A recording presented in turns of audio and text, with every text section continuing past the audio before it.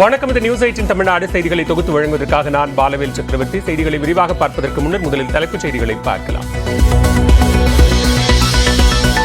நீலகிரி மற்றும் கோயம்புத்தூர் மாவட்ட மலைப்பகுதிகளில் ஓரிரு இடங்களில் இன்று மிக கனமழைக்கு வாய்ப்பு. தேனி, திண்டுக்கல், ஈரோடு உள்ளிட்ட 6 மாவட்டங்களில் இன்று கனமழை பெய்யும் எனவும் கணிப்பு.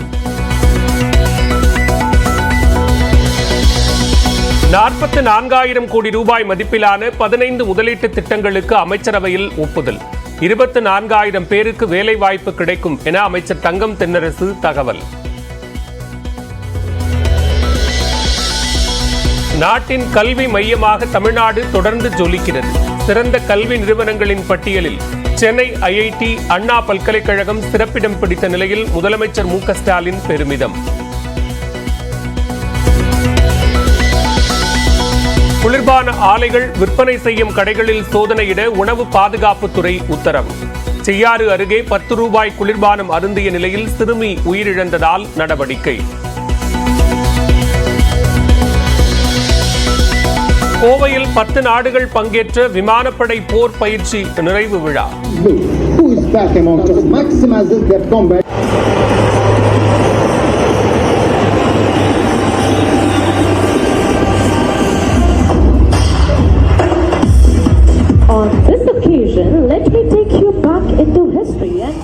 போர் தளவாட கண்காட்சியை கண்டு ரசித்த பார்வையாளர்கள்.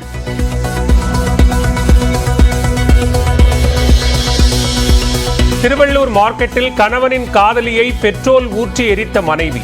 பட்ட பகலில் நடந்த சம்பவத்தில் பலத்த காயமடைந்த பெண் சிகிச்சை பலனின்றி உயிரிழப்பு.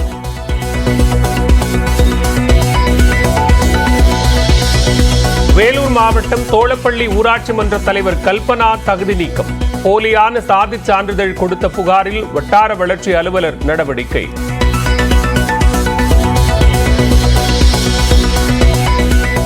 ஆளுநரின் சுதந்திர தின உரையை புறக்கணிக்க திமுகவின் கூட்டணி கட்சிகள் முடிவு. தமிழ்நாட்டின் நலனுக்கு எதிராக செயல்படுவதாக குற்றச்சாட்டு.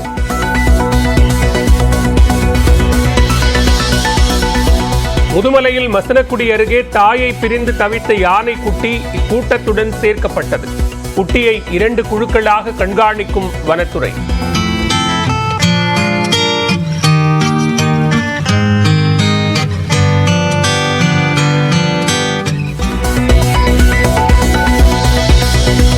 சென்னை சேத்துப்பட்டில் ரவுடி ரோஹித் ராஜை சுட்டுப்பிடித்த பெண் எஸ்ஐ.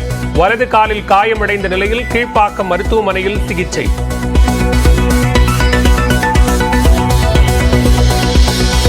விருதுநகர் மாவட்டம் ராஜபாளையத்தில் தனியார் நிறுவன காவலாளி தலையை துண்டித்து கொலை. பாலத்தில் தலையை வைத்துச் சென்ற கொலையாளி.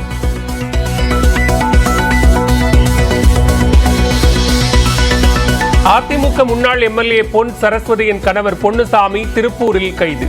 50 கோடி ரூபாய் மதிப்புள்ள நிலத்தை மோசடியாக பதிவு செய்த வழக்கில் காவலர்கள் நடவடிக்கை. சுதந்திர தினத்தில் மாவட்ட தலைநகரங்களில் பைக் பேரணி நடத்த அனுமதி கோரி பாஜக வழக்கு. இன்று பிற்பகல் 2:15 மணிக்கு உயர்நீதிமன்றத்தில் அவசர வழக்காக விசாரணை.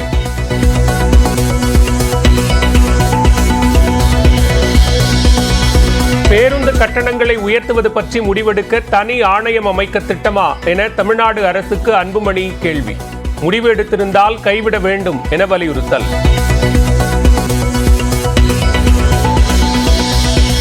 சுதந்திர தினத்தையொட்டி நாளை சென்னை சென்ட்ரலில் இருந்து நாகர்கோயிலுக்கு சிறப்பு ரயில். இரவு 11:30 மணிக்கு புறப்படும் என அறிவிப்பு. கர்நாடகாவின் பெங்களூருவில் தரிகட்டு ஓடி வாகனங்கள் மீது மோதிய பேருந்து.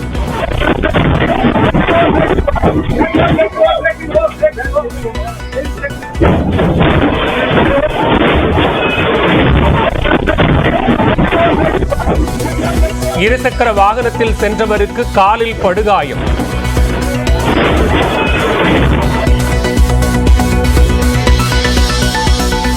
ஆந்திர மாநிலம் விசாகப்பட்டினத்தில் உள்ள டைனோசர் பூங்காவில் தீ விபத்து. அடர்ந்த கரும்புகை வெளியானதால் அக்கம்பக்கத்தில் இருந்தவர்களுக்கு மூச்சு திணறல்.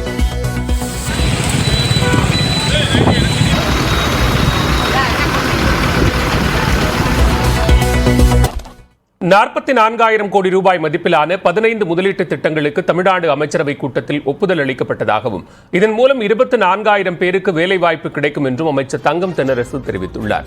சென்னை தலைமைச் செயலகத்தில் முதலமைச்சர் மு.க.ஸ்டாலின் தலைமையில் அமைச்சரவை கூட்டம் நடைபெற்றது. இதனைத் தொடர்ந்து செய்தியாளர்களை சந்தித்த அமைச்சர் தங்கம் தென்னரசு 44,125 கோடி ரூபாய் மதிப்பிலான முதலீட்டு திட்டங்களுக்கு அமைச்சரவையில் ஒப்புதல் அளிக்கப்பட்டதாக கூறினார். குறிப்பாக வாகன உற்பத்தி, உணவு பதப்படுத்துதல், புதுப்பிக்கத்தக்க ஆற்றல் உள்ளிட்ட துறைகளில் முதலீடு செய்யப்பட்டிருப்பதாக தெரிவித்தார். இதன் மூலம் 24,000 பேருக்கு வேலைவாய்ப்பு கிடைக்கும் என்றும் அமைச்சர் தங்கம் தென்னரசு கூறினார். ஏறத்தாழ 44,125 கோடி ரூபாய் முதலீட்டிற்காக 15 முதலீட்டு திட்டங்களுக்கு இந்த அமைச்சரவை ஒப்புதலினை தந்திருக்கிறது. இத்தகைய முதலீடுகள் முதல் இன்றைய அமைச்சரவை கூட்டத்தில் ஒப்புதல் அளிக்கப்பட்டிருக்கக்கூடிய இந்த முதலீட்டு திட்டங்களினுடைய அடிப்படையில் ஏறத்தாழ 24,700 நபர்களுக்கு புதிதாக வேலை வாய்ப்புகள் உருவாக்கப்படும் என்பதை நான் மகிழ்ச்சியோடு தெரிவித்துக் கொள்கிறேன். குறிப்பாக தூத்துக்குடி மாவட்டத்தில் சிம்டாக் நிறுவனம் 21,340 கோடி ரூபாய் முதலீடு செய்ய ஒப்புதல் அளித்திருப்பதாகவும் அதன் மூலம் 1,114 பேருக்கு வேலைவாய்ப்பு கிடைக்கும் என்றும் அமைச்சர் கூறினார். இதேபோன்று காஞ்சிபுரத்தில் 2,600 கோடி ரூபாய் முதலீடு செய்யும் மதர்சன் எலக்ட்ரானிக்ஸ் மின்னணு நிறுவனம் 2,800 பேருக்கு வேலைவாய்ப்பு வழங்க உள்ளதாக தெரிவித்தார். ஈரோட்டில் 1,777 கோடி ரூபாய் முதலீடு செய்யும் மில்கி மிஸ்ட் நிறுவனம் மூலம் 2,025 பேருக்கு வேலைவாய்ப்பு கிடைக்கும் என்றும் அமைச்சர் நம்பிக்கை அளித்தார்.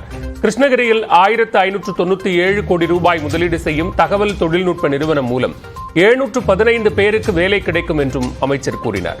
இவற்றுடன் 2030ஆம் ஆண்டுக்குள் பசுமை எரிசக்தி மூலம் 20,000 மெகாவாட் மின் உற்பத்தி எட்ட இலக்கு நிர்ணயிக்கப்பட்டிருப்பதாகவும் தங்கம் தென்னரசு தெரிவித்தார். அதற்கேற்ப நீரேற்று புனல் மின் திட்டம், சிறு புனல் மின் திட்டம் ஆகியவற்றுக்கு ஒப்புதல் அளிக்கப்பட்டுள்ளதாக கூறினார். மேலும் காற்றாலைகளை புதுப்பிக்கும் கொள்கை மூலம் 25 விழுக்காடு மின் உற்பத்தி அதிகரிக்கும் என்றும் அமைச்சர் தங்கம் தென்னரசு தெரிவித்தார்.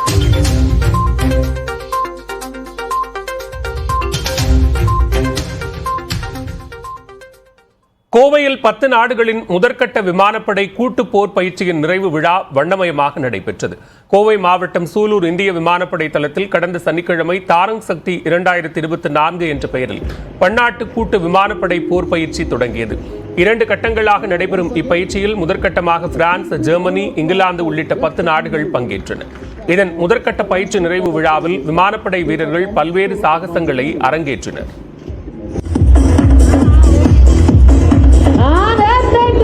Like the dolphin in the ocean, Sarang in dolphin sleep.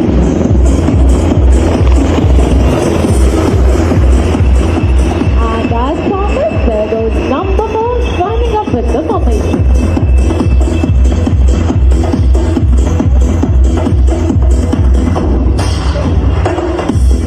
இதனைத் தொடர்ந்து 10 நாடுகளைச் சேர்ந்த 67 போர் விமானங்கள் வானில் போர் பயிற்சிகளில் ஈடுபடுத்தப்பட்டன.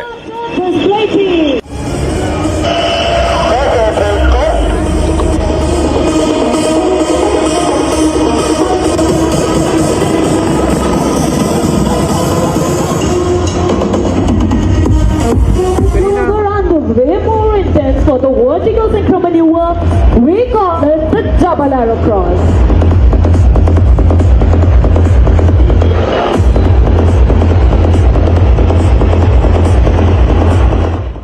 இந்நிலையில் 2ஆம் கட்ட போர் பயிற்சி ராஜஸ்தானில் வரும் 29ஆம் தேதி முதல் செப்டம்பர் 12ஆம் தேதி வரை நடைபெற உள்ளது குறிப்பிடத்தக்கது.